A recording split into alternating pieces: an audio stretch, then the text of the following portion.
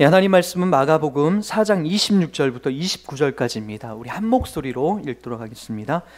또 이르시되 하나님의 나라는 사람이 씨를 땅에 뿌림과 같으니 그가 밤낮 자고 깨고 하는 중에 씨가 나서 자라되 어떻게 그리 되었는지를 알지 못하느니라.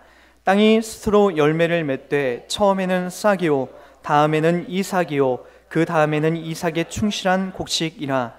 열매가 익으면 곧 낫을 대나니 이는 추수 때가 이르렀음이라. 아멘. 우리는 씨 뿌리는 비유를 지금 계속해서 살펴보고 있습니다. 씨 뿌리는 비유를 우리가 가장 많이 오해하고 있는 것은 우리가 돌짝밭 또는 가시떨기밭, 길가밭에 씨가 뿌려져서 마치 우리가 가시와 같은 마음, 돌짝밭과 같은 마음, 길가와 같은 마음이기 때문에 우리는 죽었다 깨어나도 열매를 맺지 못한다. 회개하지 않으면, 이런 식으로 이 씨 뿌리는 비유가 적용될 때가 너무나 많습니다.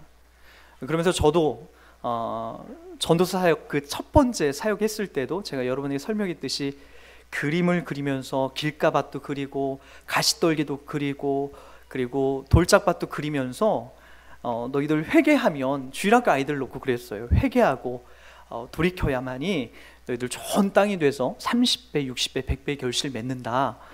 그런 이제 이야기들을 이제 맨 처음 설교 때 제가 했던 것을 제가 지금도 기억하고 있습니다. 그러나 씨 뿌리는 비유는 그게 아니라고 제가 말씀을 드렸죠.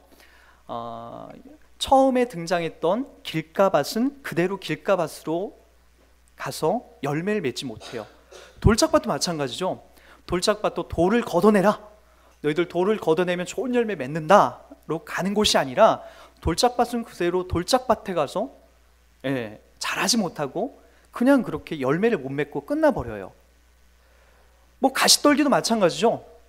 가시떨기밭도 나는 것 같지만 결국에 가시의 기운에 막혀서 열매가 맺혀지지 않고 끝나버려요.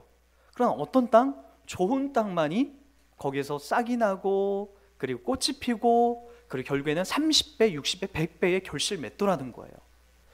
여러분, 처음부터 그렇게 땅이 네 가지 땅으로 등장을 해서 개간하고 바꿔라라가 아니라 좋은 땅만이 열매를 맺는다라고 이야기를 나옵니다.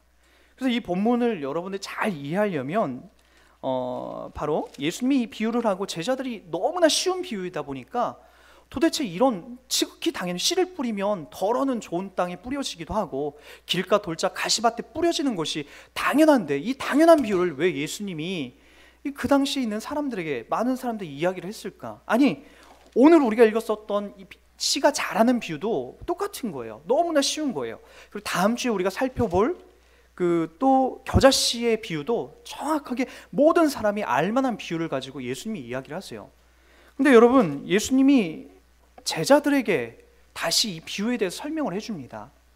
그러기 전에 10절 말씀에 보면, 4장 10절에 보면 예수께서 홀로 계실 때에 함께한 사람들이 12제자와 더불어 그 비유에 대해서 물으니, 이 쉬운 비유가 누구든지 다 알겠는데 이건 어떤 의미가 있지 않을까라는 것이 제자들과 몇몇 사람들이 예수님에게 가져왔던 이 질문거리였다는 거예요.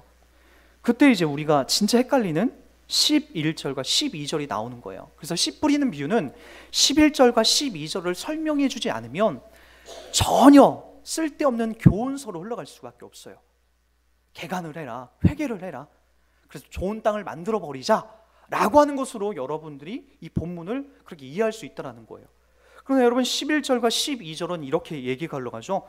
이르시되 하나님 나라의 비밀을 너희에게는 주었으나 외인에게는 모든 것을 비유로 하나니 이는 그들로 보기는 보아도 알지 못하며 듣기는 들어도 깨닫지 못하게 하여 돌이켜 죄사함을 얻지 못하게 하려 함이라. 이렇게 흘러간다는 거예요. 어렵죠? 씨 뿌리는 비유는 쉽지만 제자들을 불러내서 이 부분을 다시 설명해 줄 때는 상당히 심도 있게 어렵게 설명이 되고 있다는 거죠. 여러분들도 이 부분만 보면 무슨 말인지 전혀 모르겠죠. 씨를 뿌려서 열심히 개간하자는 알겠는데 농사를 지은 그 농사꾼들의 그 아주 기본적인 씨를 뿌려서 열매 맺는 그 이치는 알겠는데 오늘 본문 11절과 12절, 이 예수님이 따로 제자들 불러놓고 설명하는 이 부분은 모르겠다는 거죠.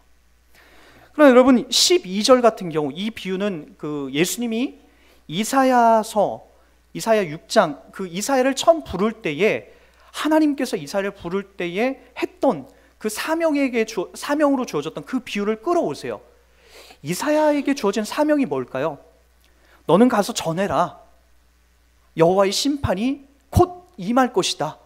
그러나 그들은 네 이야기를 들어도 또는 보아도 알지 못할 것이다. 돌이키지 않을 것이다. 그게 바로 이사야가 받은 사명이었다고요. 이 이야기를 예수님이 끌어다가 이 씨 뿌리는 비유 가운데 지금 적용하고 있다고요. 뭐라고요? 하나님 나라의 비밀은 너희에게는 주었으나 외인에게는 모든 것을 비유로 하나니 외인들은 모른다는 거예요. 너희들만 안다는 거예요. 뭘요? 이 씨 뿌리는 비유. 그래서 30배, 60배, 100배 열매 맺는 그 이유를 외인들은 절대 모르고 너희들은 안다는 거예요. 내가 설명해주고 내가 택한 너희들은 안다는 거예요. 그래서 여러분 중요한 거예요. 이거는요, 좋은 땅은 우리가 억지로 만들어낼 수 있는 게 아니에요. 처음부터 좋은 땅으로 등장하는 것은 하나님께서 택한 백성들에게 이 비유와 이 내용이 30배, 60배, 100배 열매 맺는 비유가 그들에게만 적용될 수 있는 거죠. 여러분 그 이야기가 계속해서 흘러가더니 지난주에 여러분 등불은 등경 위에 라고 하는 이 내용을 통해서 우리가 확인했듯이 바로 씨 뿌리는 비유를 통해서 뭐가 이제 드러난다는 거죠? 빛이 드러난다. 등잔불은 그래서 등경 위나 말 아래다 가두는 것이 아니라 어디에다 둔다고요? 등잔 위에다 올려놓는다. 올려놔서 뭘요? 많은 사람들에게 이제 비추게 하는 거예요. 그 빛이 왔다라는 것을. 그러나 여러분 기억해야 될 것이 있습니다. 예수님이 이 땅에 오셨을 때 본인을 뭐라고 했냐? 빛이다 라고 얘기를 하세요. 요한복음에도 그분이 등장할 때 빛이 왔으되 라고 얘기하세요. 빛이 이 땅에 오셨어요. 그래서 어두운 우리의 구석을 밝혀주시죠. 여러분의 마음을 밝혀주시죠. 그래서 여러분들의 실체가 보이기 시작하세요. 그러나 여러분 그 당시에 빛이 왔음에도 불구하고 어떻게 하죠? 여전히 예수가 누구인지에 대해서 아무도 모릅니다. 심지어 우리가 3장에서 확인했죠. 많은 사람들을 고쳐내고 많은 사람들을 치유했음에도 불구하고 구약 성경 속에 한 번도 등장하지 않은 많은 치유와 이적들을 예수님이 했음에도 불구하고 3장에서 우리가 예수님에 대해서 평가하기를 뭐라고 평가하죠? 우리 한번 3장 21절을 한번 보세요. 3장 21절 제가 읽어드립니다. 예수의 친족들이 듣고 그를 붙들러 나오니, 누구를 붙들러 왔다고요? 예수를 붙들러 왔대요. 왜요? 이는 그가 미쳤다 하밀러라. 예수를 지금 뭐라고 얘기하고 있다고요? 숱한 이적과 기적을 행했음에도 불구하고 메시아가 아니라 미쳤다라고까지 얘기해요. 누가요? 예수님을 가장 가까이서 알고 있는 친족들이 그랬다는 거예요. 여러분 이 의미는 뭐죠? 빛이 왔음에도 불구하고 아무도 못 알아보는 거예요. 아무도. 여러분 주변에도 이런 분이 있죠. 아무리 예수에 대해서 이야기를 하더라도 나는 좀 쉽게 믿었는데 절대로 안 넘어와요. 절대로. 그런 게 어디냐고. 그리고 그냥 맞아, 그 예수 믿는 거, 교회 다니는 거 좋은 거야 정도로만 이해하지, 예수가 누군지, 그분이 우리 가운데 어떤 일을 하셨는지, 그리고 앞으로 어떤 일이 있는지 우리는 알겠는데, 우리는 목에 칼이 들어와도 그 진리와 그 비밀을 알겠는데 세상 사람들은 죽었다 깨어나도 이걸 모른다는 거예요. 좋은 땅은요 이걸 아는 거예요. 30배, 60배, 100배 어떤 내가 헌금을 해서 뻥튀기 하고 뻥튀기를 만들어내는 게 아니라 30배, 60배, 100배는 이건 상징적인 숫자예요. 하나님 나라에서 복음의 씨를 심어서 말할 수 없는 풍성한 결실을 얻는 우리들에게 이 땅을 살면서 하나님 나라를 바라보면서 그 땅에서 만들어질 영원한 복이죠. 그래서 누가복음은 100배라고만 나와요. 마태복음에는 거꾸로 나오죠. 100배, 60배, 30배로 나오죠. 마가복음에는 30배, 60배, 100배 점층적으로 커지는 비유가 나오죠. 상징적인 거라니까요. 어떤 것이 정답이 아니라 천국은 그만큼 말할 수 없는 큰 복으로 우리 가운데 온다. 예수 믿는 것은 좋은 땅에 뿌리셨다는 거, 그 이야기를 하는 거죠. 그래서 등경 위에 빛이 비춰져서 이제는 보인다는 거예요. 그 빛에 쪼이는 자들이 있다는 거예요. 그게 우리가 지난주에 살펴봤던 내용이고요. 그리고 오늘도 지극히 평범하지만 아리송한 말씀이 또 진행이 됩니다. 여러분, 그 4장에 와서 우리가 좀 신기한 것들이 있는데, 이 구조를 점층법이라고 하는데, 이 전문적인 표현으로 점층법이라고 해요. 큰 이야기를 해나가면서 점점 큰 이야기 속에 좁아지는 거예요. 나중에는 이 다음 주에는 우리 겨자씨까지, 구체적인 비유까지 이제 들어가거든요. 큰 비유를 들었다가 오늘 우리가 읽은 것은 그 씨가 자라는 비유를 하고, 그 씨가 어떤 씨냐, 아주 작은 씨다. 그 작은 씨에서 어떤 일이 일어나는지 봐라 라고 하는 점층법을 이렇게 써나가세요. 그리고 이제 오늘 우리가 이제 그 점층법의 중간에 끼어 있는 이 나는 비유, 이 씨앗 비유를 우리가 한번 잘 유심히 한번 봤으면 좋겠습니다. 여러분, 이 내용을 좀 여러분들이 좀 이렇게 깊이 있게 좀 훑어보기 전에, 그 비유라는 것이 도대체 어떤 것인가를 여러분들이 좀 한번 살펴봤으면 좋겠어요. 계속 이제 그 비유가 이렇게 계속해서 나와서 외인들에게는 비유로 해서 아리송하게 하고, 예수님이 따로 불러내서 주님의 이 좋은 땅에 심겨진 자들에게는 또다시 이것을 설명하는 것을 볼 수가 있어요. 그렇다면 이 비유가 도대체 뭘까요? 이 비유는 헬라어로 파라볼레라는 거예요. 파라볼레. 이 파라볼레라는 것은 그 많은 부분에 있어서 이렇게 은유적이고 숨겨져 있고, 그리고 우화, 그리고 어떤 예를 드는 그런 어떤 의미를 담고 있는데, 이것은 파라발로에서, 이 동사인 파라발로에서 이렇게 파생이 된 명사예요. 이 파라발로는 비교하기 위하여 옆에다 갖다 놓다라고 하는 그런 의미를 이제 두고 있죠. 여러분, 이것은 구약 성경 속에서 마샬이라고 하는 그런 이제 히브리어로 이제 등장을 합니다. 이 구체적인 게 이제 잠언서가 이제 그런 의미 속에서 있고요. 격언이나 속담 또는 수수께끼 같은 그런 이제 의미로도 이 마샬이라는 뜻의 이 히브리어가 등장을 하죠.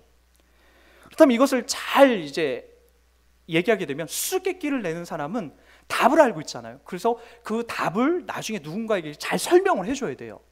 그게 이제 마샬, 헬라어로는 파라볼레라는 그런 의미를 담고 있는 거죠. 여러분, 그러기 위해서는 옆에 누군가가 이 격언이나 이 비유, 숨겨져 있는 것을 잘 설명해 줄 사람이 분명히 있어야 되는 거예요. 아무나 이건 알 수 있는 게 아니에요. 수수께끼를 잘못 풀다가 엉뚱하게 풀어내는 사람들도 있고요. 격언이나 비유를 엉뚱하게 해석해서 담아내는 사람들이 무지하게 많아요. 그 인도에 이제 가장 이렇게 존경받는 사람이 간디예요. 간디는 영국 유학 중에 성경을 많이 접했습니다. 그 간디가 성경을 이야기하면서 이런 얘기를 많이 했었어요. 다른 건 자기는 잘 모르겠고, 산상수훈, 마태복음에 등장한 이 산상수훈만큼은 세상의 어떤 격언보다도 훌륭하다라고 얘기를 합니다. 그런데 우리는 산상수훈도 중요하지만 더 깊숙이 다루고 있는 이야기가 뭐예요? 십자가죠. 그리고 그분이 성육신이고, 그분이 이 땅에 오셔서 죽어주신 것과 부활하신 것에 대해서 우리는 온통 모든 것이 초점이 맞춰져 있다고요. 그 의미 속에서 산상수훈도 이해가 되는 거예요. 그러나 박식했고 똑똑했고 철학자였고 사상가였던 간디는 성경을 보고 기껏 산상수훈의 교훈적인, 내 오른손이 아닌 일을 왼손이 모르게 하라, 그런 정도의 교훈서로만 그가 뽑아내고 있다는 거예요. 그러니까 여러분, 성경을 누군가가 정확하게 조명해 주지 않으면 그렇게 어리석고 엉뚱한 방향으로 이해할 수밖에 없다는 거예요. 그래서 예수님이 이 땅에 오셔서 이 비유를 해석해 주시고 설명해 주시는 거예요. 파라볼레, 이 비유에 담겨져 있는 그 의미가 그렇다는 거예요. 그렇다면 여러분, 이 히브리 백성들에게 있어서 이 더구나 이 수수께끼와 같은 성경의 이야기들은 세상에 있는 사람들은 아무도 모르는 거예요. 아니, 좀 더 구체적으로 얘기할게요. 성경은요, 이거 보고 구원받으라라고 전해준 책이 아니에요. 성경을 보고 너희들 구원받아라, 그러려고 우리들 가운데 준 책이 아니라고요. 무슨 책이냐면은 구원받은 자들이 하나님이 어떤 일을 우리 가운데 하셨고, 그분이 앞으로 우리 가운데 어떤 일을 계획하고 계신지에 대해서 구원받은 자들에게 준 책이지, 세상 사람들에게 그 책을 주는 책이 아니라고요. 여러분, 모세에 의해서 모세오경이 기록됩니다. 모세오경은 출애굽한 이스라엘 백성들에게, 그들에게 하나님이 누구시고 하나님이 우리 가운데 어떤 일을 하셨고 너희들은 그 하나님 어떻게 믿어야 되는지에 대해서 설명한 책이에요. 그럼 여러분, 창세기에 등장한 태초에 하나님이 천지를 창조하시다, 이거 여러분 세상 사람들에게 백날 설명해도 죽었다 깨어나도 그들은 안 믿어요. 그러나 우리는 너무나 신뢰를 하죠. 왜요? 하나님이 이 우주 만물을 만드시고 창조하신 걸 우리는 누가 뭐라고 설명 안 해도 그 한 줄로 우리는 다 알고 아멘을 한다고요. 그런 의미에서 성경은, 모든 성경은 구원받은 자들에게 주신 책이에요. 구원받은 자들, 너희들에게 있는 이 구원을 한번 생각해봐라. 너희들에게 오신 예수를 한번 바라봐라. 모든 성경을 여러분 그 관점에서 보셔야 됩니다. 세상 사람들에게 던져줘서 그들이 죽었다 깨어나도 성경을 보고 구원을 얻을 수 있다고요? 그들은 몰라요. 비판할 줄만 알고 이건 거짓말 같은 소설책이 어딨냐라고 정도만 알죠. 우리 가운데 찾아오셔서 예수 그리스도가 누구시고 우리 가운데 어떤 일을 하셨는지에 대해서 깨닫게 하시고 알게 하신 그분이 우리 가운데 이 성경을 통해서 우리의 자신과 우리 위치를 보게 하시는 거죠. 그래서 성경은요 계속해서 이런 얘기를 하십니다. 우리 한번 디모데후서 3장 15절을 한번 보도록 할까요? 디모데후서 3장 15절 제가 읽어드리겠습니다. 또 어려서부터 성경을 알았나니 성경은 능히 너로 하여금 그리스도 예수 안에 있는 믿음으로 말미암아 구원에 이르는 지혜가 있게 하느니라. 여기서도 뭐가 나오냐면은 성경의 어떤 지혜를 먼저 얘기하는 것이 아니라 그리스도 예수 안에 있는 믿음으로 말미암아 구원에 이르는 지혜가 있게 한다. 뭔지 알겠습니다. 뭐가 우선인지 아셔야 돼요. 성경을 보고 내가 깨닫고 구원을 얻었다가 아니라 내 안에 예수 그리스도가 찾아오셔서 성경을 알게 하시고 믿게 하시는 그 믿음이 시작되게 하셔서 성경을 통해서 구원에 이르는 지혜가 있다는 것을 눈으로 확인하는 거예요. 그걸 여러분 놓치지 마시라고요. 또 볼까요? 성경이 무엇을 증언하는지 보십시오. 왜 성경이 이걸 증언할까요? 누가복음 24장 44절을 가보십시오. 누가복음 24장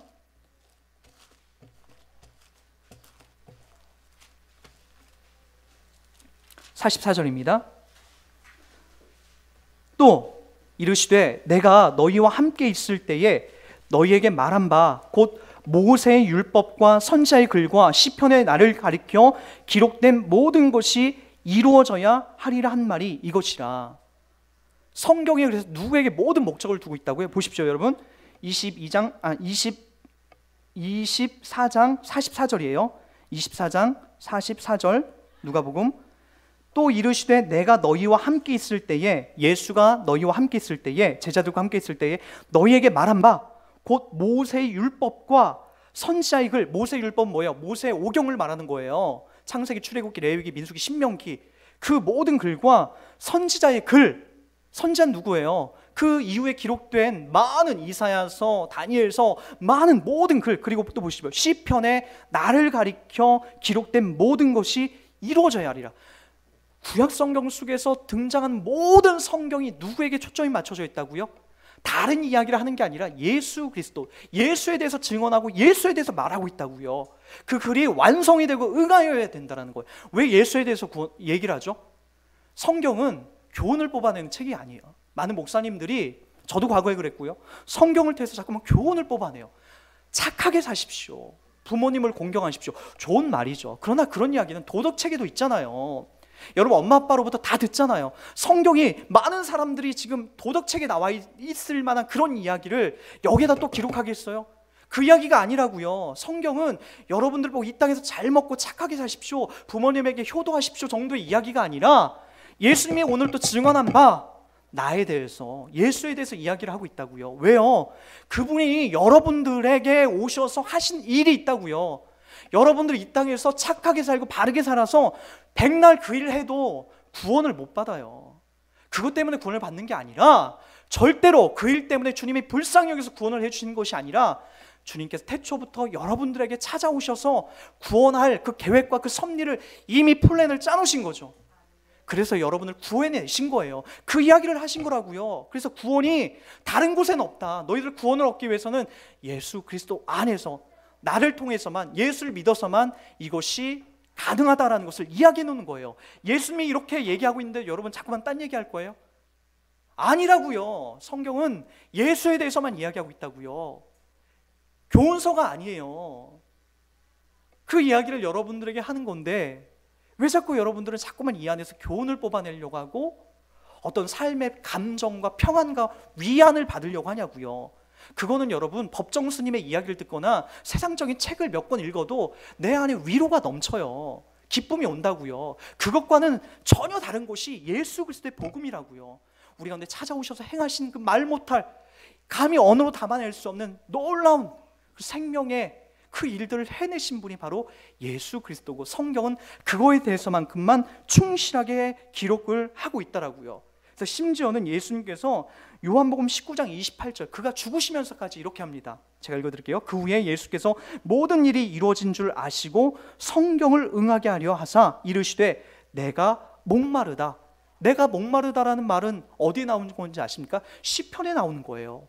근데 예수님이 죽을 때에도 의도적으로 내가 목마르다라는 그 이야기를 하세요. 시편에 그 기록되어 있는 그 예언을 예수 본인이 성취하기 위해서, 시편에 있는 모든 글, 구약에 있는 모든 글이 바로 날 위해서, 나 때문에 기록된 것이다 라고 하기 위해서 죽음 앞에서도 그 이야기를 하시다고요. 내가 목마르다. 내가 목마르다. 여러분, 이런 이야기들은 절대로 세상 사람들이 할 수, 깨달을 수, 그리고 배워서 될 수 있는 정도가 아니라고요. 이것은 우리 가운데 이미 하나님께서 우리 가운데 찾아오셔서 우리 가운데 생명과 구원과 믿음을 주신 자들에게 이런 호기심과 이런 진리의 말씀을 깨닫고 아멘, 그리고 그렇구나 라는 것이 그제서야 알게 되는 거지, 세상 사람들은 죽었다 깨어나도 이런 것 통해서 교훈만 뽑아내고 도덕과 윤리정력, 예수님을 4대 성인으로서 그분이 하신 말씀에 교훈만 뽑아낸다고요. 여러분, 그러기에 예수님을 믿는 자들의 가장 큰 특징은 호기심이에요. 호기심. 어떤 호기심이죠? 주님을 알고 싶습니다. 주님을 배우고 싶습니다. 그분에게 기도하고 싶습니다. 이런 마음들이 막 생기는 거예요. 구원받은 자의 정확한 징표죠. 마치 여러분 이 땅에 자녀가 태어나서 여러분들에게 지금까지 계속해서 질문했던 건 뭐예요? 알고 싶은 거죠. 엄마, 왜 포도 열매가 왜 열리는 거예요? 엄마, 왜 자동차는 왜 바퀴가 4개예요? 이런 지극히 상식적이고 너무나 쉬운 것들을 여러분들이 계속해서 어렸을 때부터 자녀들이 여러분 질문해 오지 않았습니까? 마찬가지로 우리도 예수님을 처음 믿기 시작하고부터 지금껏 계속해서 알고 싶은 게 뭐예요? 성경에 대해서 하나님이 어떤 분인지 알고 싶은 거 아니에요? 그래서 말씀을 듣고 싶고 기도하고 싶고, 그것도 잘 교회에서 해결해 주지 못하니까 신천지에 빠지는 거 아닙니까? 거기가 성경 공부 뭔가 알려준다고 하니까, 오죽 교회가 이런 거 못하니까, 오죽 진리에 대해서 제대로 얘기해 주지 못하니까 오죽했으면 그런 곳에 가서 달려갈까요? 제가 지난주에도 얘기했지만은 하나님 나라 가면 저와 같은 목사들이 하나님 앞에 제일 많이 혼날 거예요. 제일 많이. 목사들이 제일 많이, 아주 꾸중 듣고 제일 많이 혼날 거예요. 저 같은 목사들이. 분명합니다. 하나님 말씀, 목사를 불러낸 이유는 교회를 경영하기 위함도 아니에요. 목사를 불러낸 이유는 많은 사람들 귀에다가 위로의 말을 전달해 주기 위함도 아니에요.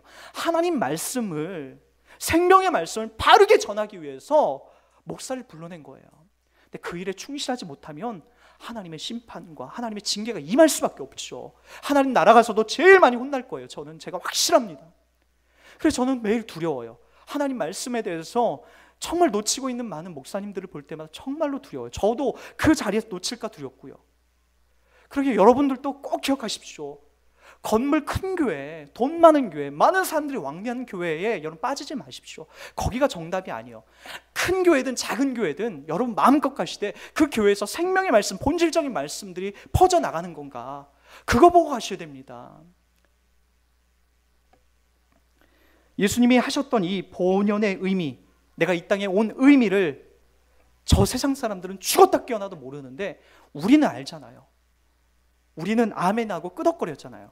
그게 뭐예요? 온전한 사람이라고. 온전한 사람. 주일날 제가 설명했고 계속 설교했듯이 사람이 된 거예요. 거듭난 거예요. 근데 이거를 오늘 성경에도 뭐라고 얘기하냐면, 우리 다시 한번 오늘 본문으로 가보시기 바랍니다. 마가복음 4장 26절, 27절 한번 보세요. 또 이르시되 하나님의 나라예요. 하나님의 나라, 세상 나라가 아니라 하나님의 나라는 어떻게 되는지 보십시오. 여러분, 이론이 아니라니까요. 윤리 도덕이 아니라고요. 하나님의 나라는 사람이 씨를 땅에 뿌린 것 같으니, 아까 씨 뿌리는 비유 제가 설명해 드렸죠. 좋은 땅에 뿌려진 거예요. 그 좋은 땅에 뿌려진 것만 지금 얘기하는 건데, 하나님 나라는 그 좋은 땅에 뿌려진 사람만 들어가는 건데, 27절, 그가 밤낮 자고 깨고 하는 중에 씨가 나서 자라되 어떻게 그리 되는지를 알지 못하느니라. 이거예요. 이 이야기를 하려고 하는 거라고요.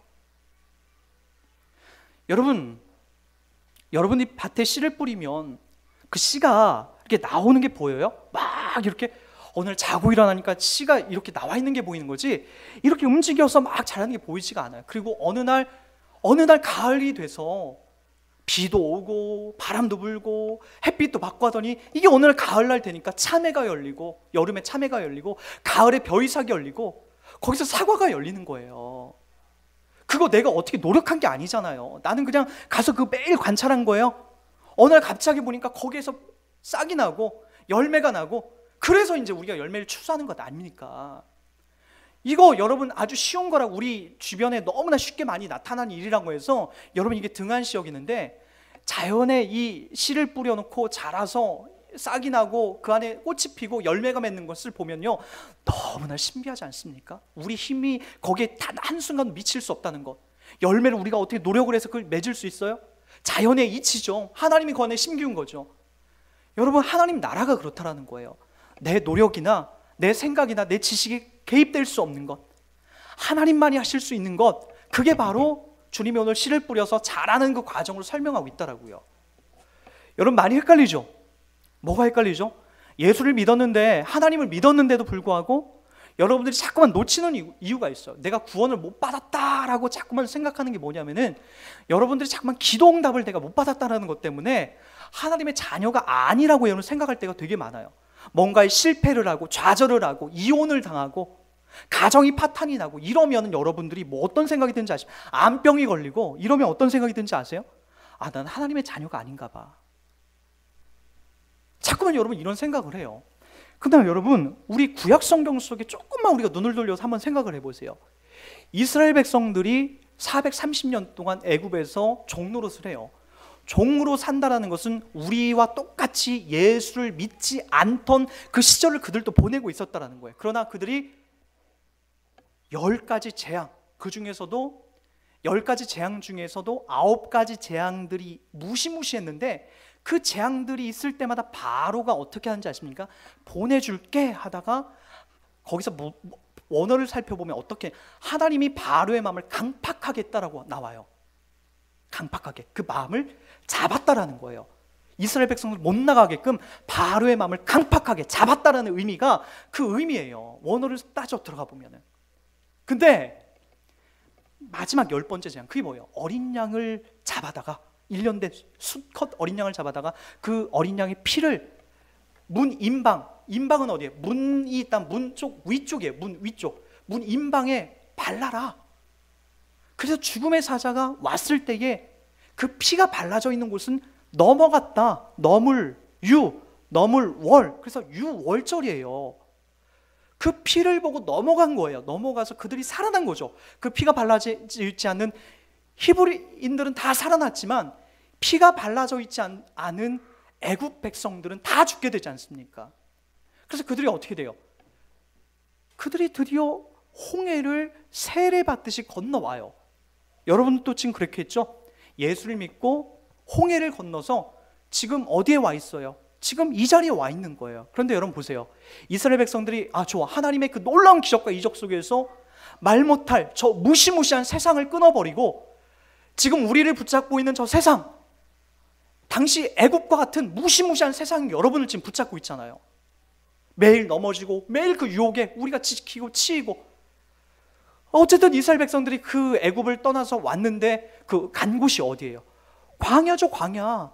가나안 땅이 아니라고요. 광야는 어떤 곳이에요? 여러분, 기왕이면 우리도 예수 믿고 그리고 세례받고 하나님의 자녀가 됐으면 여러분 어디를 가야 되는 거예요? 기왕이면 우리가 갑자기 사업체가 왕성하게 번성이 되고 내 자녀들은 다 서울대학교 가고 내가 아팠던 암병도 다 낫고 내 집안에 있는 모든 사람이 대대손손 잘 되어야 되는 거 아닙니까? 여러분 그러려고 예수를 믿은 거 아니에요? 그런데 여러분 이스라엘 백성도 거기에서 무너졌다고요. 하나님께서 이스라엘 백성들을 구해내셔서 무시무시한 저 애굽에서 건져내셔서 홍해를 세례받듯 건너와서 갔는데 도착한 곳이 어디라고? 광야라고요. 광야. 광야에서 몇 년의 여정을 그들이 보냅니까? 40년의 여정을, 그의 인생의 모든 부분을 광야에서 보내고 나중에 그들이 40년을 뺑뺑뺑뺑 돌아서 고생하다가 어디를 들어가죠? 바로 그제서야 가나안 땅에 들어가고요. 40년의 그 하나님의 약속된 시간이 끝난 다음에, 여러분 우리도 마찬가지라고. 이 땅을 살면서 우리가 당하는 거, 그것이 우리가 뭘 못했기 때문에, 예수를 잘 못 믿었기 때문에 당한 고난이 아니라, 이 땅을 살면서 우리는 당연히 이 땅을 광야처럼 살아간다고요. 그래서 여러분 빌립보서 4장에도 이런 말씀이 계속해서 등장하는 거예요. 빌립보서 4장 제가 읽어드립니다.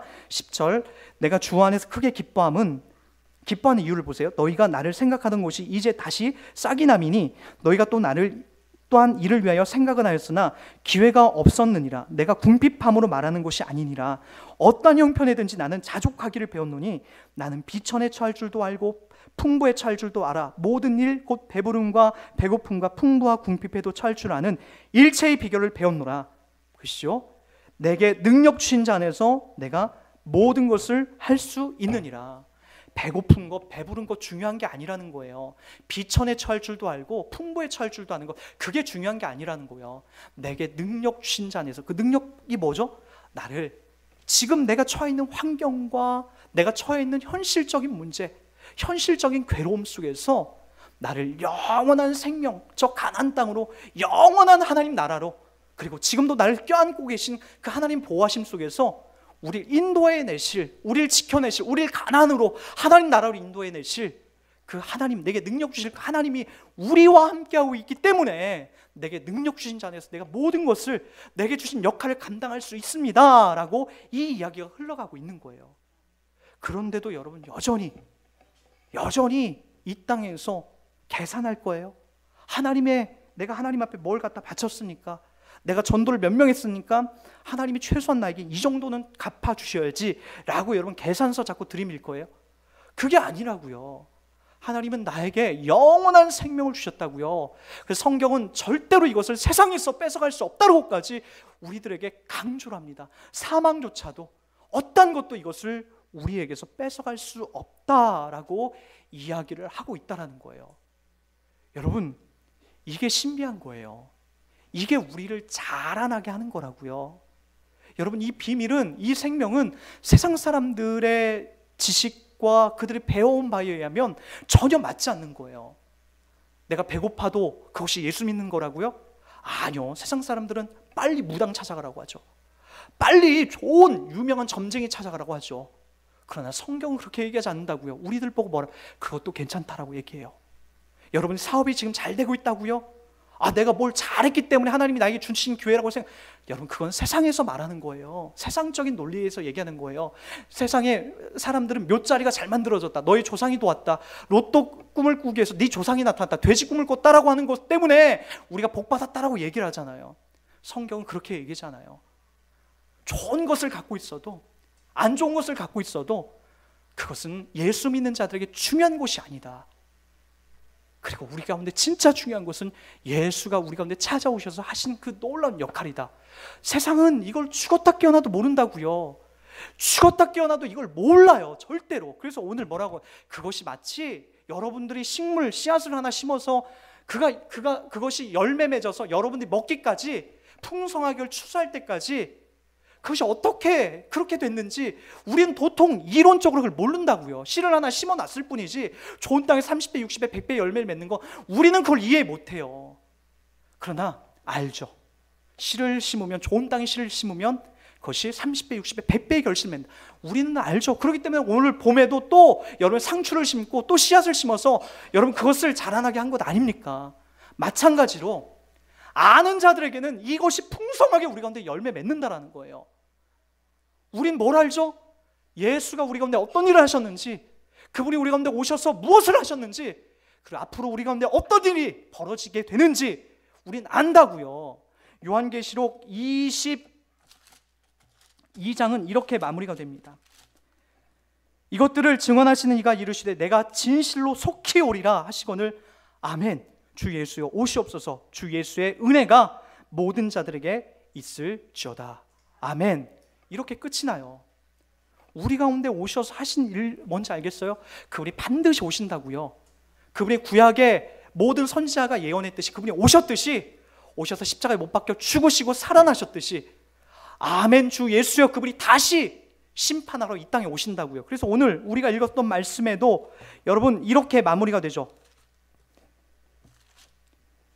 땅이 스스로 열매를 맺되 처음에는 싹이요 다음에는 이삭이요 그 다음에는 이삭의 충실한 곡식이라. 보십시오.